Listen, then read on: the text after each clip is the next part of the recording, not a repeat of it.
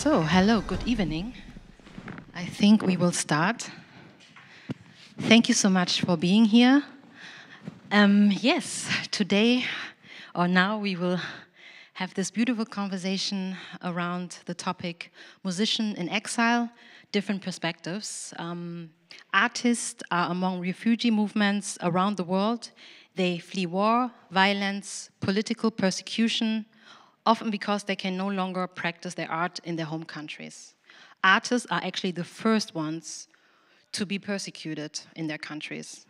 We invited 3 artists from different countries. Super happy about Jeff, Aeham, and Odarka. Gianna will introduce each artist afterwards again. And yeah, we want to give insight into their realities, their life in exile, what has gone good, what has gone not so good, what has gone actually badly. Yeah, and we want to shed light on the double standard of European asylum policy. Last but not least, we want to see or find out what lesson can be learned from the Ukraine case for the future and for other conflicts. So I hand over the mic to Gianni, who will introduce all of us. Hello, yes, everyone. And my name is Pam. So good to see so many familiar faces. My name is Gianna, and together with Pam, I'm tonight's host, and I'm very honored to introduce the 3 great artists sitting with us on stage.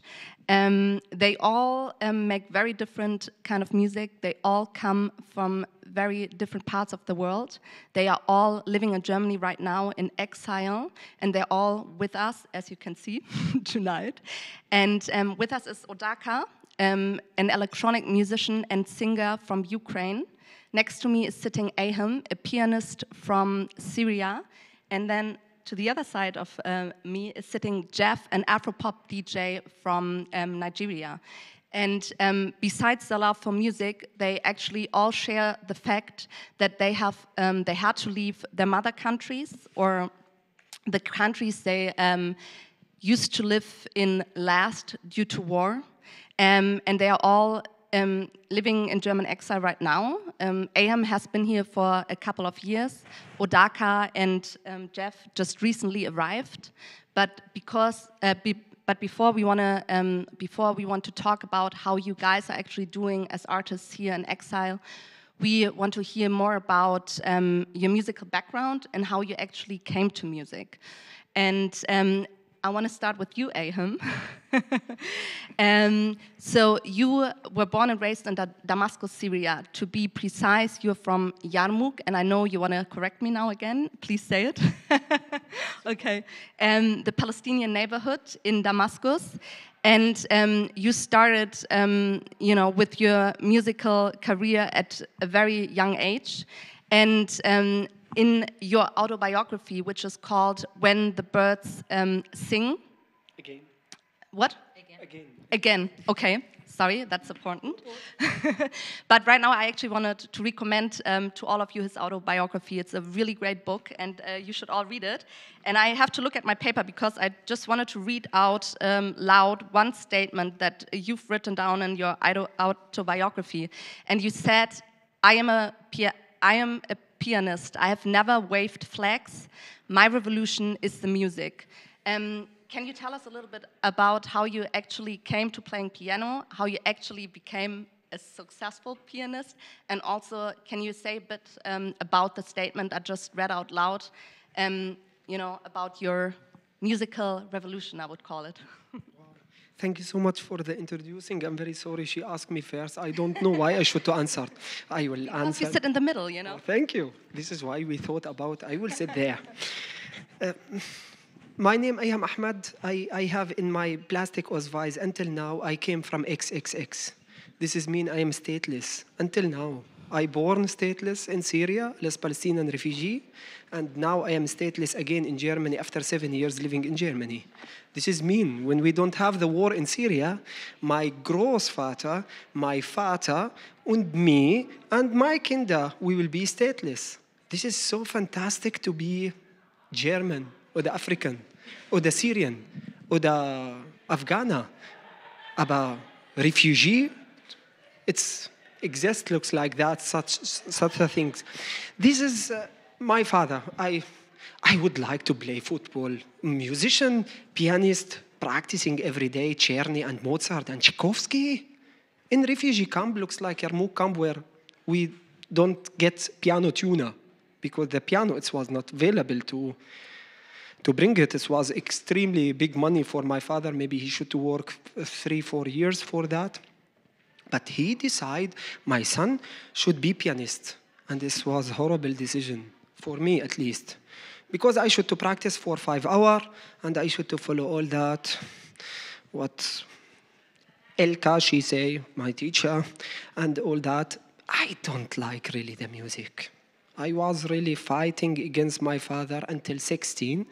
And after that, I understand, oh, I have fantastic language and I can do some things where another guys, they can play football, but they can play piano. And this was how it's began. Sometime I claim my father, and I will not do that with my children. I have 3 children, Ahmed, Kinan, and Sarah, and I think they can be carpenter, or the painter, or the football player, but they should not be forced to be musician. And this is what my father do, and it's helped me and support all my life, because I think without my father and those practicing, I will not be, thank you to call it successful musician. Yeah, I am in KSK, in Gema. I play 25 concerts in the month before Corona. I have income of 25,000 euro from the music in 2019. This is me, a successful pianist, but I'm not sure I still like to play piano. Sorry, it's enough? Can you tell us a little bit more about, I mean, you said that your father was the one who basically pushed you to become a pianist, but you told me before that was also because classical music was, sorry to put it that way, but in Syria it was not for the poor. It was like something for the upper class, and the idea was also, to make it accessible for you and your neighborhood. 100%. I think my father, he see with Beethoven music, Tchaikovsky, what I don't see. He see the international pass. He would like to give me another way to live, another passport. Passport is very, very important for Palestinian refugee. It's extremely important. I was talking today with Michaela Foman. We are in the way coming here, and I say, when I get the German pass, I will give it for my children and I die. And I really believe that, because I feel I give him more than what my father gave me, the music. But this was really, really fantastic from him, and he gives me that. Sorry to interrupt, but also can you say something about how your musical revolution changed from the beginning, as you told us that your father was the one pushing you, Sure. to make it accessible, and then while it was when the war started, that you suddenly saw yourself in a total new role you would have never ever pictured yourself in? 100%. After 18, when I was telling about how I hate the music until 16, and after 18, I begin really understand what it's mean the music, and the understand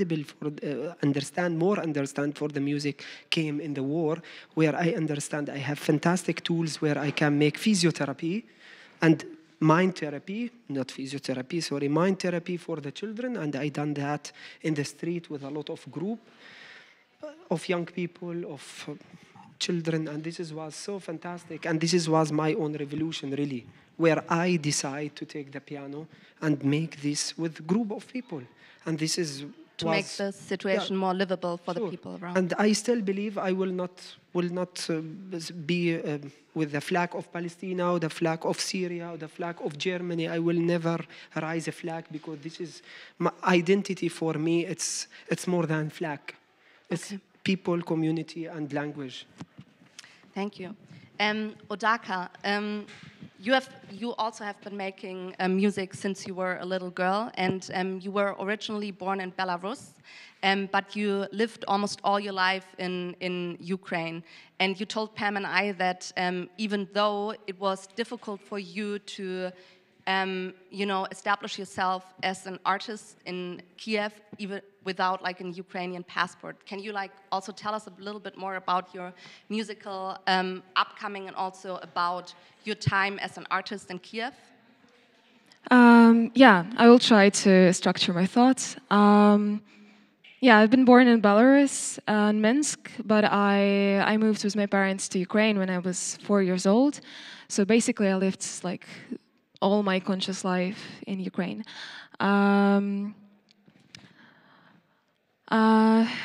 What about my? So, what was the other question? I'm sorry, I'm just kind of like social how nervous. You came to like music. How I came to music? Yeah. Well, I started playing when I was also little as Aeham. Can you tell me your name again? Yeah, I am. I was happy to be choosing music myself. Like I was brought to a music school, but I also enjoyed it from the very beginning. So I was lucky with that. And yeah, and I just proceeded with learning piano, vocals, and later when I grew up, I started experimenting with learning jazz music, and after that I came to... But was it like, did you go to music schools or? Yeah, I did, yeah. Unfortunately, I only attended music school as a Belarusian in Ukraine. I was not able to get a free education, higher education. Because you didn't have a Ukrainian pass? Yes. Okay. So I just finished music school and then I just proceeded with learning everything myself, just attending different courses, stuff like that. So. And that was basically shortly before the war of aggression happened? Oh yeah, I would say like 4 years before I started developing more as an artist, creating my own style and vision. Okay, thank you for the impression. I will go to my left.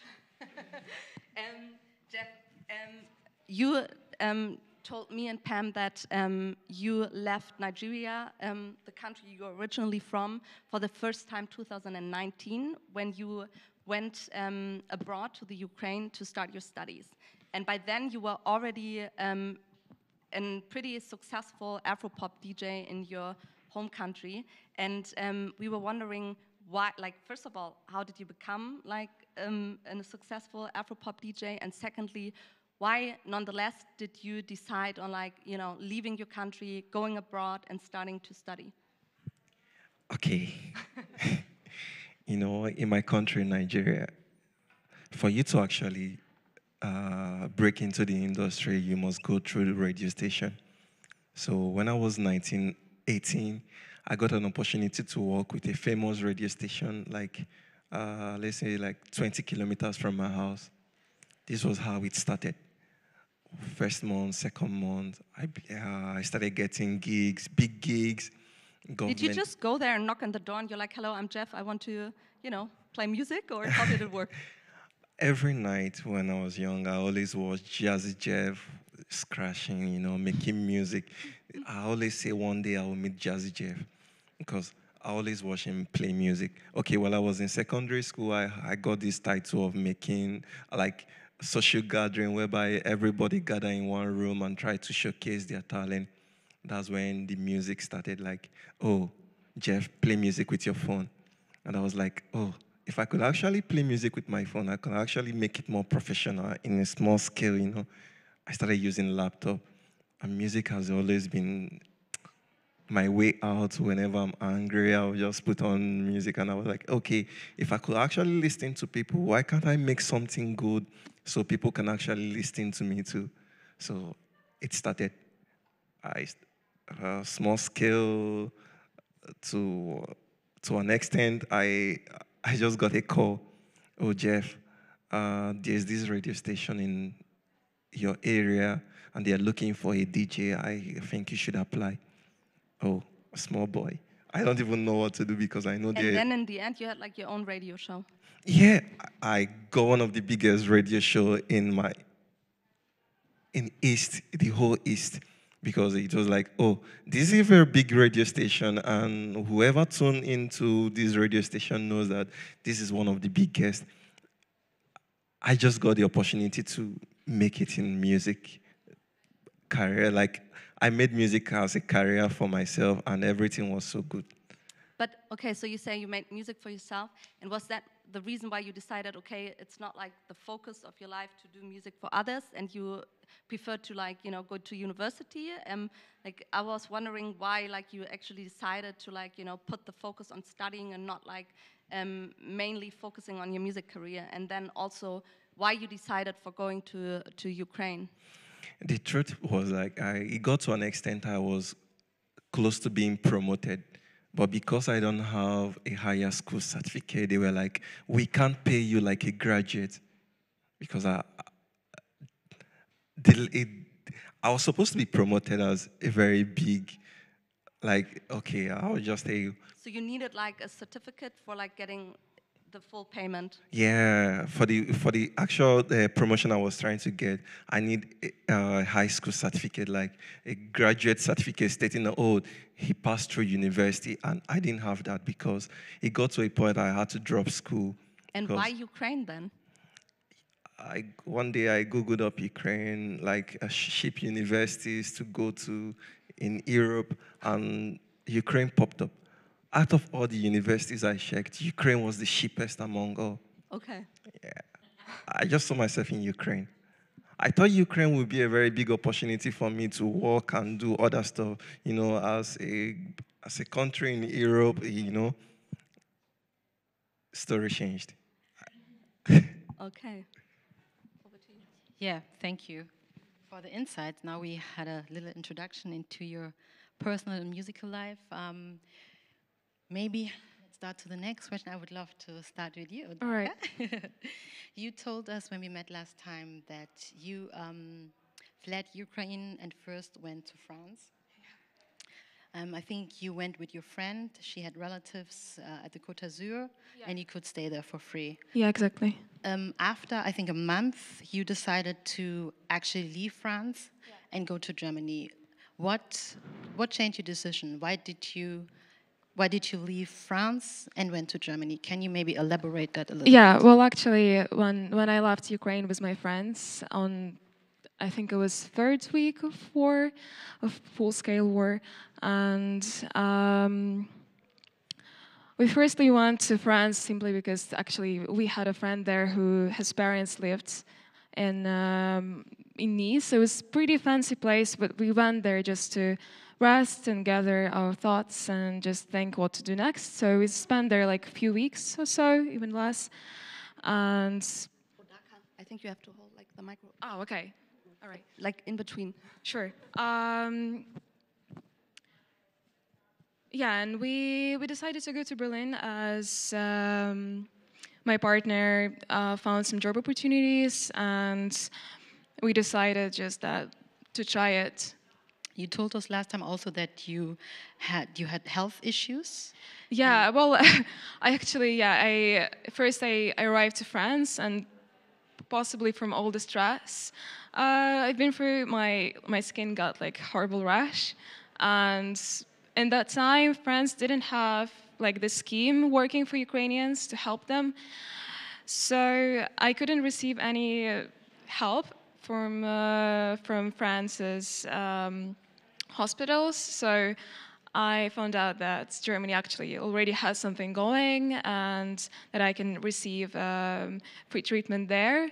So yeah, first thing I went to like Rostock and stayed at my parents' friend's place and registered in Germany and was able to receive a treatment. So that was the thing. So kind of your decision point was like also, I mean, asking around and people to like come to Germany because here you have better chances. There is already kind of a system to support Ukrainian refugees, and you can actually also get health care here. Yeah, that's true. Like we never really thought about moving to Germany. I never considered this a country where I wanted to live. I wanted to live in Ukraine. I don't know. I was comfortable in Kyiv. I wanted to be there, but then it was a quickly decision I had to make, so that's why I came to Germany, actually. Thank you for your insight. Let's go to Jeff. When we talked last time, you told us about your difficult flight from Ukraine. You told us that you stayed in the Ukraine quite some time because you maybe thought it will change, and also you said people were getting used to the situation, bombs and all that. But then there was this one moment. I think a bomb was close to your house or something, no? Or Actually, the military base was close to my house where the bombs are being sent out. But I can't mention the location for security reasons. yeah, and then you decided, like, I have to go here. You and your friend, you took his car. You drove for hours. You two drove for hours. That was the friend is also longest from, road trip ever. your friend was, I think, also from Nigeria. Yes. And then you went through Hungary. Yeah. You made a stop in Hungary, and then later decided to go to Germany. Can you tell us a little bit what happened during that journey? What happened at borders? What happened in Hungary? And why did you then at the end decide? Because I think your decision at the beginning was also not Germany, but then you will tell us ourselves why you decided to go to Germany. Okay, when the war started, I was on my bed, 5 o'clock in the morning. They woke me up. Jeff, something is happening. Open your window, you will hear some bomb sound. Okay, I opened my window. It was like, everybody was scared. They had to tell everybody to go down to the basement. Okay. It was becoming like a norm, like after 1 week, people start getting used to the war scenario. Like 3, 4, 5 days, now we start seeing people going to the supermarket whereby they can see something like missile passing their front. Nobody's scared anymore. Okay. It kept on happening till I got a call from my parents. Hi, Jeff, please leave Ukraine. We are scared that this will happen to you. We are seeing news flies very fast. And my parents are the kind of parents, oh, baby, we don't want to miss you. We don't want to cry over you. You should leave. Okay, I said, for the fact my mom told me this, I need to leave. Okay, and then you took the car. So that was actually what made you leave and not like the bomb exploding next to your house. Oh, because for you to see people being comfortable with it, why wouldn't I, Nobody was scared anymore. Also, that very day we left, my friend called me. Oh, I was already on my way to Vauxhall to board the train. And he called me. Oh, Jeff, I'm leaving too. Okay, pick me up. I'm at Vauxhall, let's go. So that night, it was really okay. We finally arrived to Hungarian border, and that was where everything started. I've never experienced any type of racism in my life, but when I passed Hungary, that was when I know that racism really exists. Because Ukrainians were treated differently. Even when we tell them that I'm from Ukraine, they will ask you for your passport. Where is your Ukrainian passport? Are you born in Ukraine? I will never forget his word. Are you born in Ukraine? No. So, my first night, okay, they asked us to pay €85 for a night because they couldn't give us blacks an apartment to stay. So we had to fetch for ourselves where to stay. Okay, the first night was €85. I still have the bills. I was like, when I finally make it in life, I'll go back to this hotel and I'll show you, like, I'll make some kind of suit. But there were other Ukrainians as well in the hotel. And can you tell us what was the situation? Ukrainians never paid, but we paid. The blacks from the third country, we paid. All the nights we stayed in that hotel, everybody paid. Food? You had to pay food? You had to pay accommodation? When I tell you that we paid, it means that we paid for everything, but Ukrainians never paid anything because of the racism part. It got to a point that I don't know how you pay €85 for a night, and the next day they will ask you to pay for your own food, or you go to the government and request for money. The 85 food was inclusive with lunch, everything, breakfast and everything. But when we got down to get some food, they asked us, no, you will pay. You also have to pay additional for food? €30. So how many nights did you stay? I stayed there for like 4 to 5 nights. And I was like, no, this will not keep repeating. You cannot afford this life. No, if I keep living this life, there will be a time I will live in the street. And what was then the decision point? Like, why did you then decide to, oh no, I cannot stay here, I actually have to go somewhere else? And why did you then decide? I made that decision because I've already started making calls. I've already started seeing my red balance, I was like, oh, a friend called, in Germany is different. at least they were giving people houses here in Germany, both the blacks and everything. I made the decision to go there because accommodation was kind of a very big issue for us. Even in Hungary, it got to a point that they asked us to leave. I didn't tell you that because I don't want to say that to you that particular day. I still have everything. Even my friends can still testify to this. They asked us to leave because they want to rent it out to another set of people. They think we were cheating them. We pay for one, we take two to the lunch to get the food and all that stuff. So we had to leave that particular day. When we arrived in Berlin, straight from Hungary to Berlin, we had to pay for our train too. But you had to pay for the train too? Yeah. Okay. Yeah, we had to pay for our train. That was when this word stuck in my head. Are you born in Ukraine? That was the first thing the cashier asked me. Where? At the border from Hungary to Germany? No, where we wanted to buy our ticket to Berlin. Okay. They were giving Ukrainians free ticket. It's everywhere, free ticket, but you as a black, you have to pay for your own train. I paid for my train. I paid for my partner's train, and my friends, they also paid for their train too, for us to get to Berlin. When we got to Berlin, the story changed. The story changed. Thank you. We will go to Aeham. Thank you so much for your insight.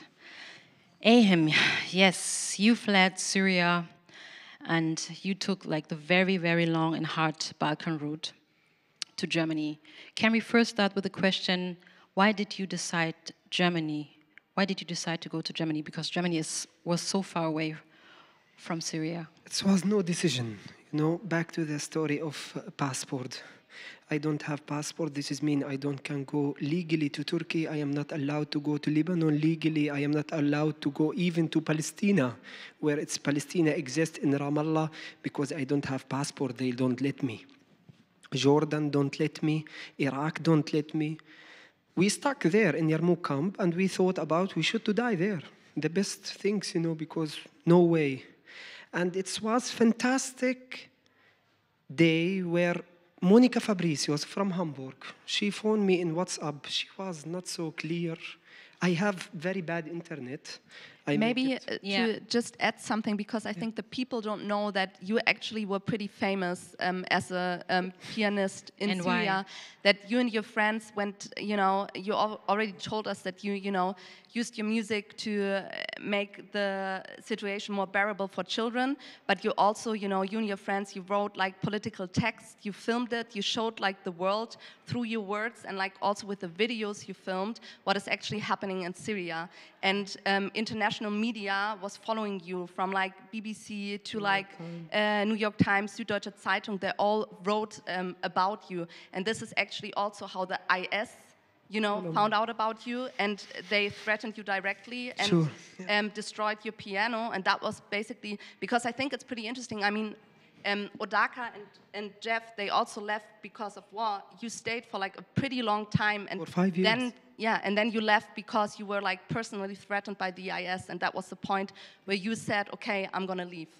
Sure, this is also the decision. But you ask about why Germany and why I have decision to leave. It's a lot of decision. I am father for two children in this time, and I feel responsible for my children. I see him dying from hunger, where I don't found a glass of milk cost €100 or $100 in the time of the siege, because we don't have food.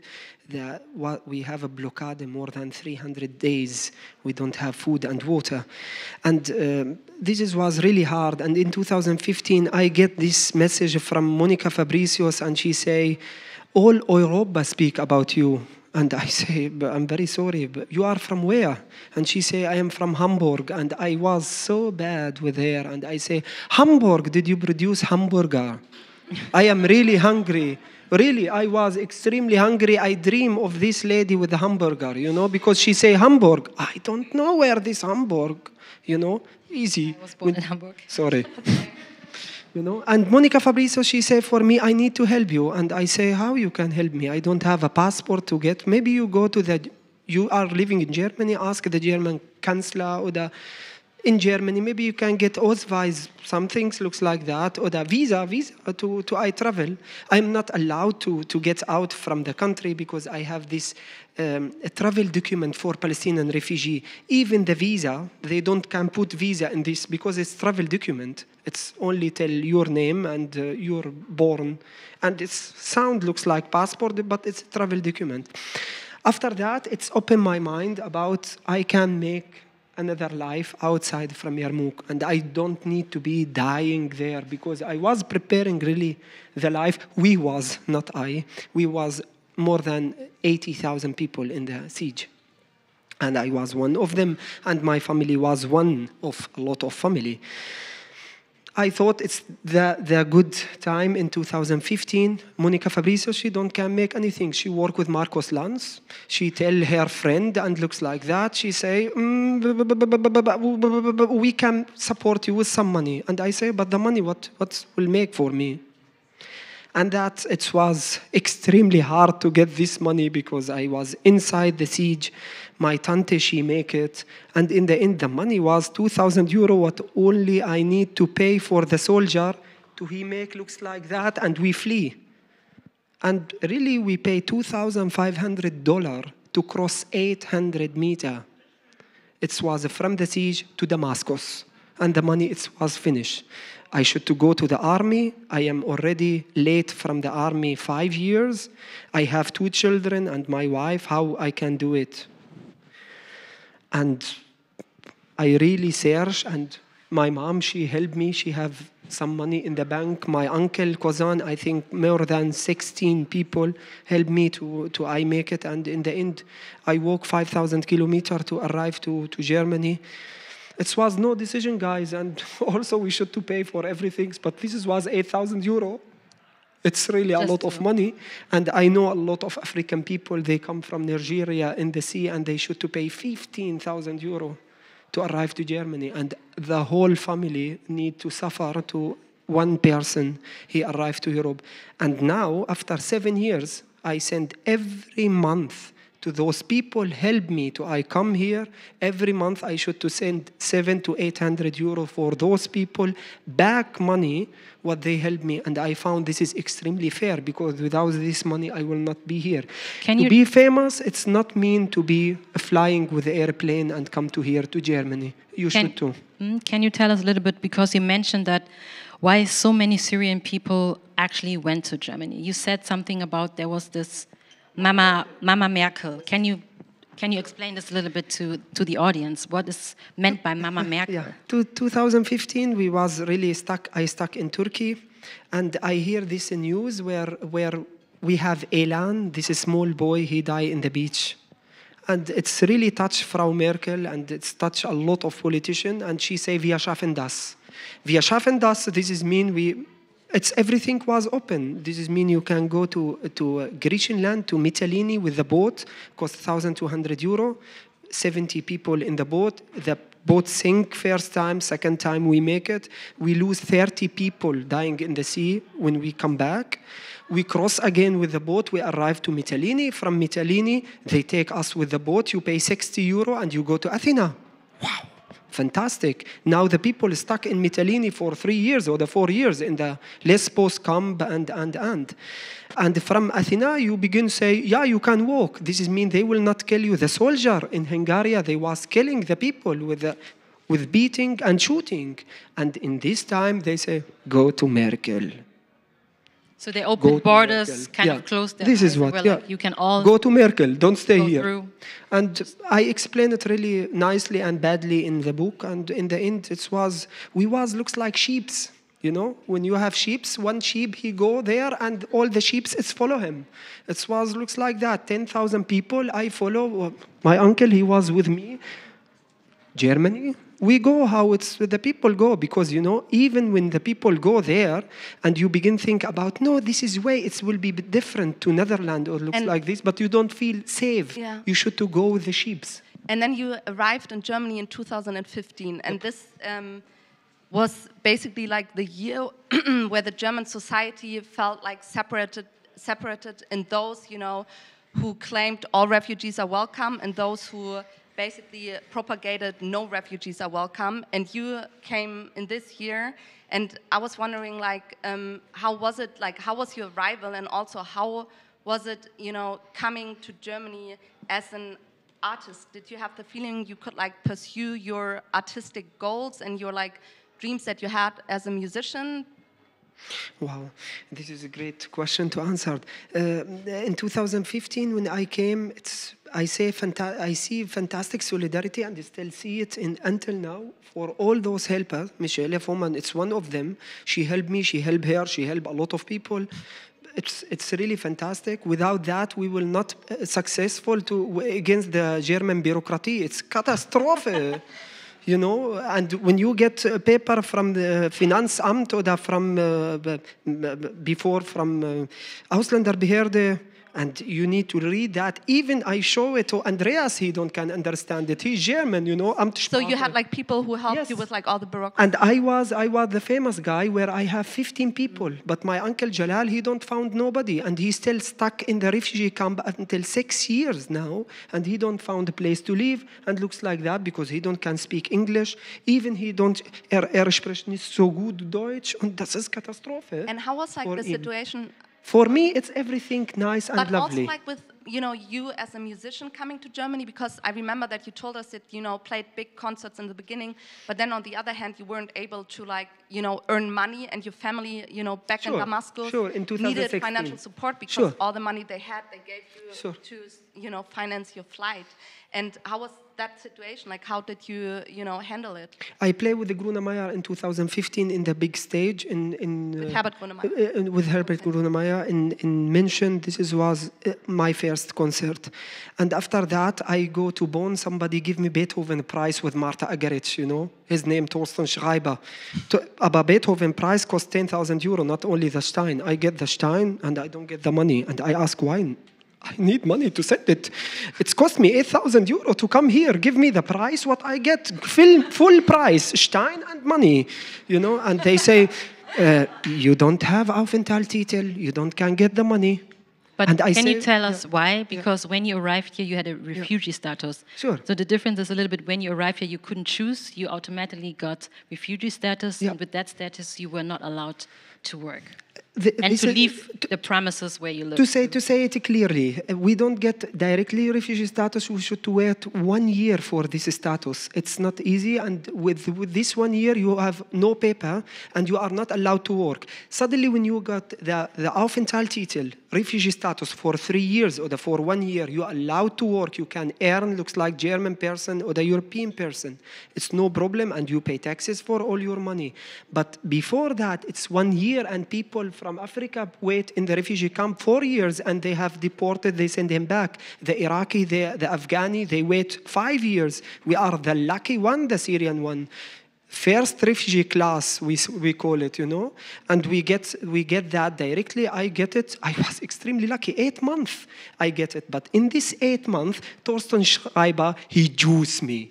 I was playing every day, and Thorsten Schreiber, he put the money there, and he said, it's not allowed to earn. Fantastic. And this was more than 50, 60 concerts. Suddenly, when I get the Ausweis and I can begin work, Elke Grun, she say for me, you don't need to have money from the government. You have everyday concert. I can ask the people about 300 euro for every concert, and you have a lot of money. And I say, do it, please.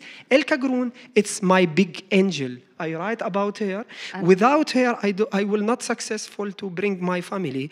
I can be successful to work in Germany. I am not in KSK. I am not in GEMA. She make everything. Aber Elke Grun, she is fantastic lady, and she is Hochliteratur.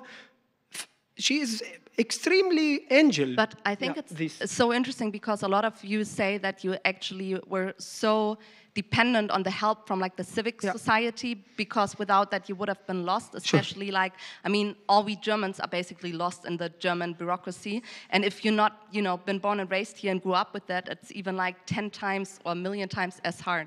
So I understand. But Odarka, you have just, you know, been recently in Berlin, Germany. I think you came on the 6th of April. In the EU, most people who fled the Ukraine, they have like a so-called Sonderstatus. I think you know, translated with specific status.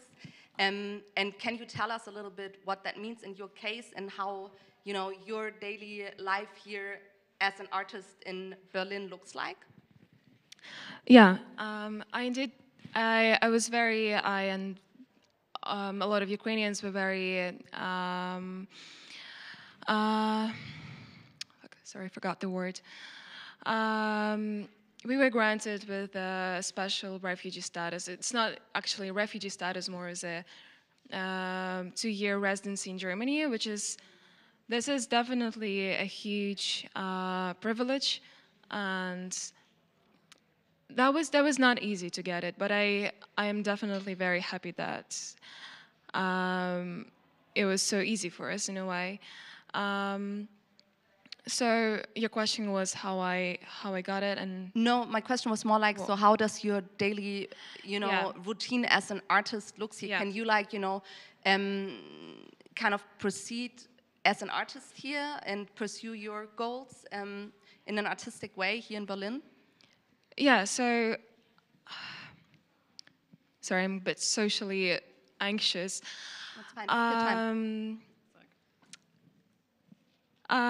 Yeah, we received this document like within the second months of being in Germany, and that gave me a possibility to work legally and receive money from the gigs I was performing at. So I got in contact with Vice. It's an organization of which Ukrainians created. Ukrainians mostly who were living in Berlin for a while before war has escalated. So, and they basically, that time they created rallies and just organized support for Ukrainians and helped them manage all the documents, German bureaucracy you were talking about. And then lately they separated into a Vice culture group, which gathered all of the musicians and artists from Ukraine who came to Berlin during war, and everybody just gathered and started exchanging ideas. And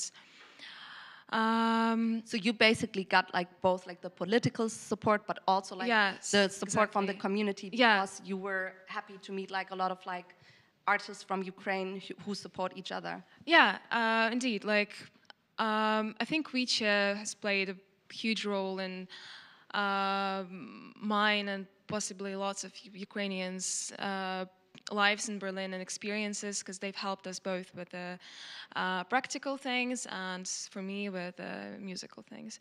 So yeah, and we just gathered and we Vice started to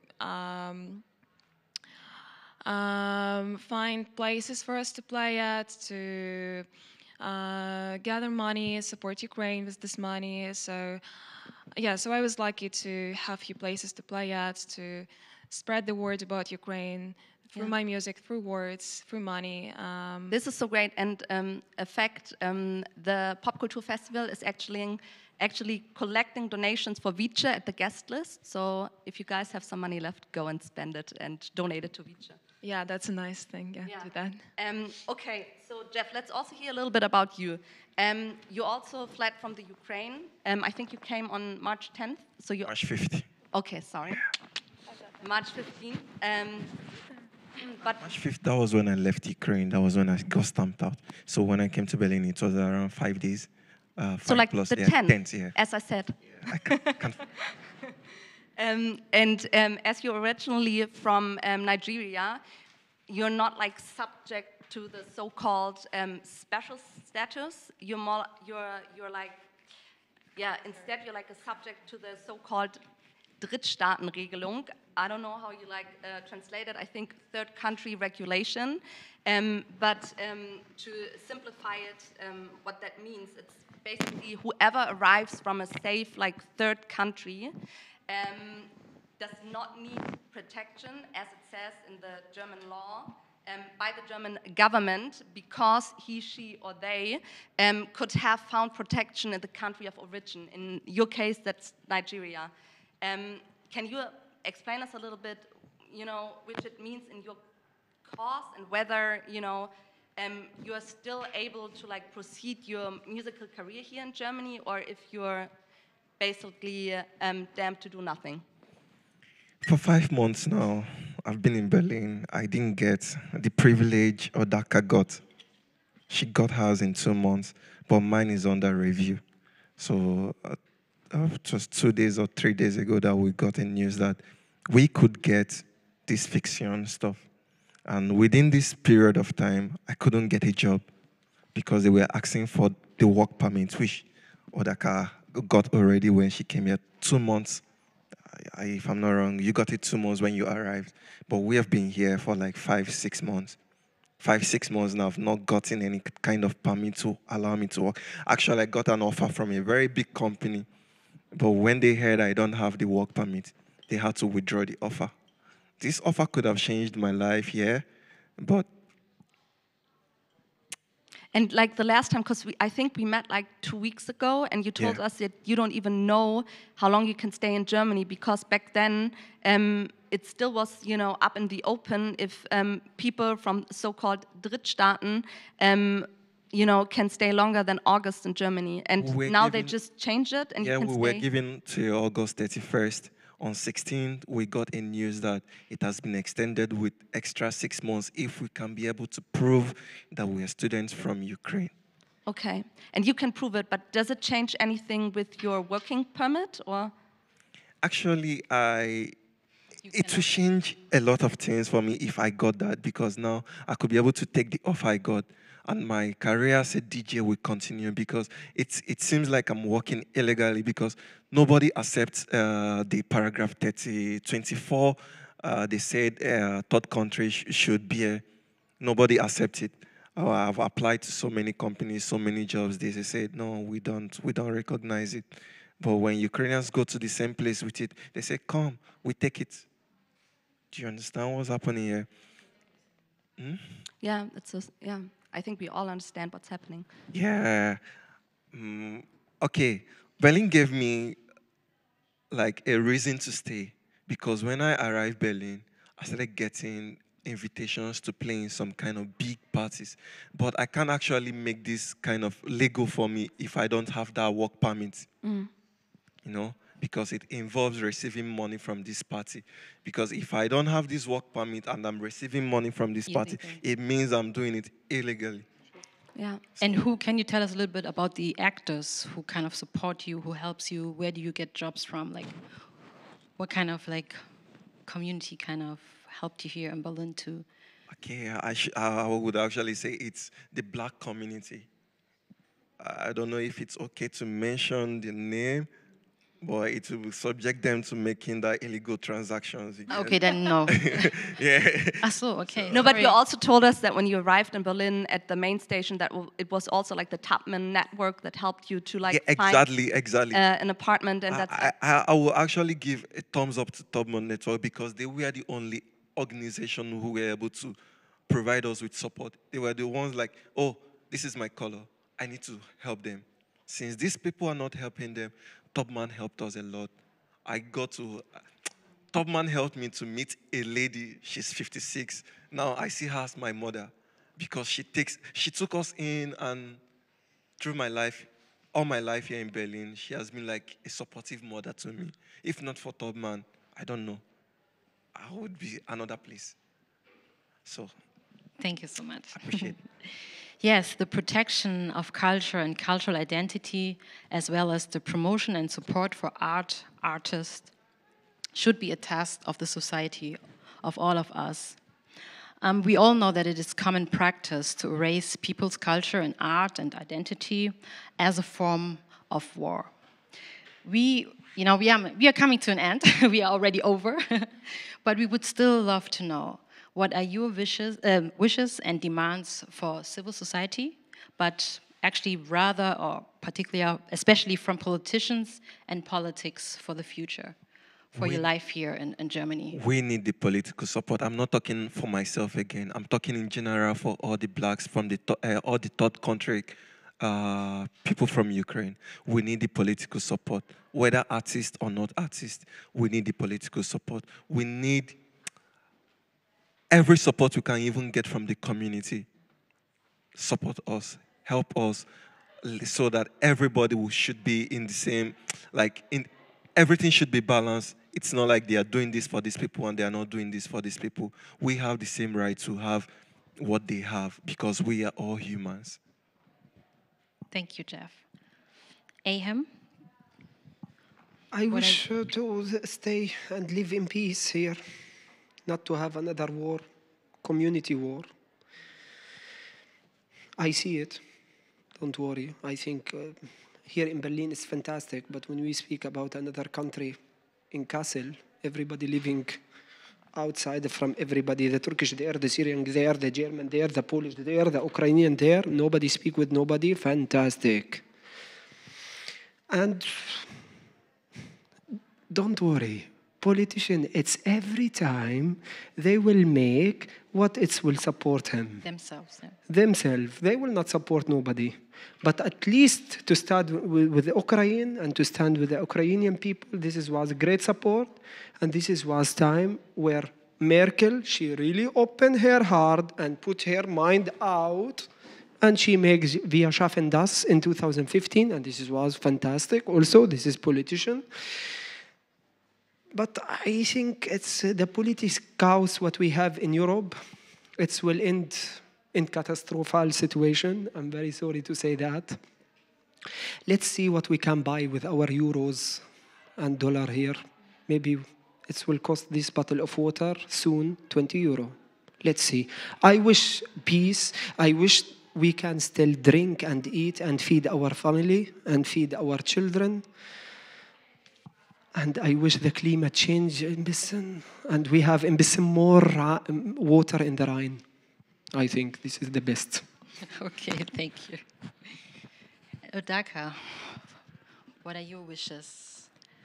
Yeah, I wish, first of all, I wish that German and not just German, European governments would learn from Ukrainian situation how to deal with refugees, and hopefully they will learn to treat everybody same, which I really doubt, but that's my wish.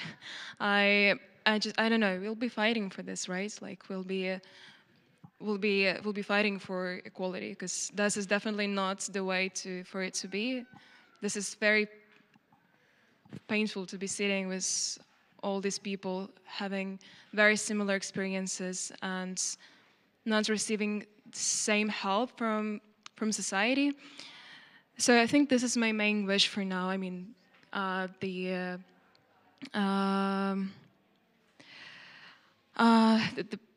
ending of war on Ukraine's terms, and German's government's eyes opening for how to say it? I just wish for future conflicts and situations like this. Sorry, it's all good. Words have stumbled. It's all good. No, I think I will round it up a little bit, because we gotta have to come to an end. But I think as we have learned from the personal stories of Odarka and Aeham and Jeff, much has actually improved since 2015, but sadly not equally for everyone. And this is actually why all of us sitting here on stage, we really wanted to do this talk to emphasize that it's absolutely right that European countries show full solidarity with Ukraine and Ukrainian people. There's no doubt about it. But at the same time, it should be not a point of discussion. Absolutely not. That the absolutely same solidarity has to be shown to all the people in flight, no matter what nationality they have, which skin color, which gender, or with which religion. And this is actually our final statement as a group. And we wanted to thank all of you for participating, and we wanted to ask you, to keep the dialogue alive, the conversation alive, to support where you can. And also a big, big thanks from Pam and I to Odarka, Aeham, and Jeff, and also Odarka, we know today is Ukrainian Independence Day. Thank you for, being here today. And also thank you to the Pop-Kultur Festival for, letting us have our talk here tonight. Thank you.